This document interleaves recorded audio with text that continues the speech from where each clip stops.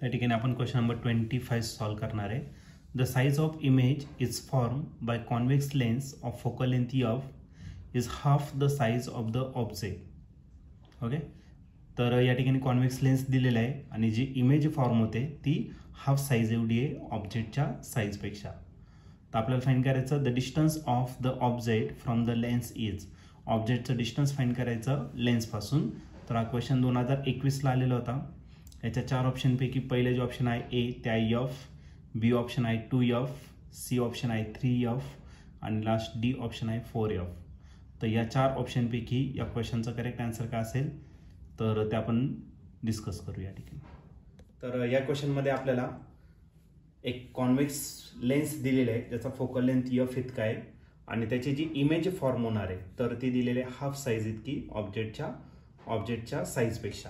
Okay, म्हणजे आपल्याला या केसमध्ये मॅग्निफिकेशन दिलेलं आहे आणि मॅग्निफिकेशन आपण रिप्रेझेंट करणारे लेटर एमने आणि हा दिलेला आहे तुम्हाला हाफ दिलेला आहे. ओके, इमेजची साईज आणि ऑब्जेक्टची साईज हे हाफ डिस्टन्सवरती आहे. पण कॉन्व्हेक्स लेन्स दिलेले आहे म्हणून हा जो मॅग्निफिकेशन आहे तो काय घेणार मायनस.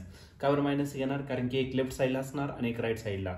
आणि मॅग्निफिकेशनचा जर फॉर्म्युला घेतला तर तो असतो image distance upon object distance किंवा size of image divided by size of object. आणि साईज जर घेतलं तर इमेजचा रेशो सारखाच राहतो. ओके, मग v डिवायडेड बाय u हा किती भेटला -1 डिवायडेड बाय 2 इतका भेटला. ओके, आणि आपल्याला काय फाइंड करायचं ऑब्जेक्ट डिस्टन्स या ठिकाणी फाइंड करायचं. मग एक काम करा इमेज डिस्टन्स इथून फाइंड करून घ्या.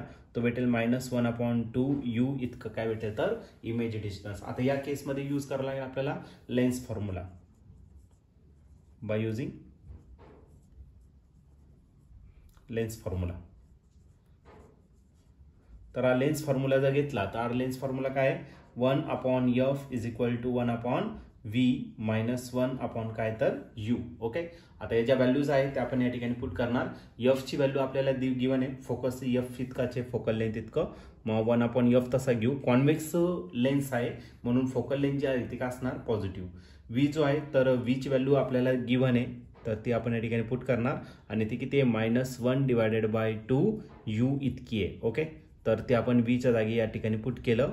ओके, आणि मायनस राहिला आपला 1/u इतका. ओके, हा जो 2 आहे तो डिनॉमिनेटरला कुठे जाणार न्यूमरेटरला. मग 1/f is equal to -2 divided by u -1 divided by u. Okay, आता याला जर सिम्प्लिफाईड केलं आता डिनॉमिनेटर सेम आहे न्यूमरेटरचे काय होणार तर ऍडिशन होणार. मग आपल्याला 1/f जो आहे तो किती भेटेल -3 डिवायडेड बाय u इतका. आणि आपल्याला काय फाइंड करायचं रे आपल्याला ऑब्जेक्ट डिस्टन्स फाइंड करायचं. याला क्रॉस मल्टिप्लिकेशन करून घेऊ. u ने याला मल्टिप्लाय करू 1 × u आणि 3 × f किती झाला 3f पण हा मायनस साईन मग राहिला -3f. ओके, मग ऑब्जेक्ट जो प्लेस केलेला असणार तो किती डिस्टन्स वरती प्लेस केलेला असणार 3f एवढ्या डिस्टन्स वरती. आता या ठिकाणी मायनस साईन का आलं कारण की आपण ऑब्जेक्ट नेहमी लेन्सच्या कोणत्या साईडला ठेवतो लेफ्ट साईडला. म्हणून याचं मॅग्निट्यूड जर घेतलं तर मॅग्निट्यूड किती असणार तर 3f इतका असणार. आणि या ठिकाणी तुम्ही ऑप्शन जर बघितलं तर ऑप्शन नंबर सी जो आहे तो आपल्या या ठिकाणी करेक्टली मॅच होतोय.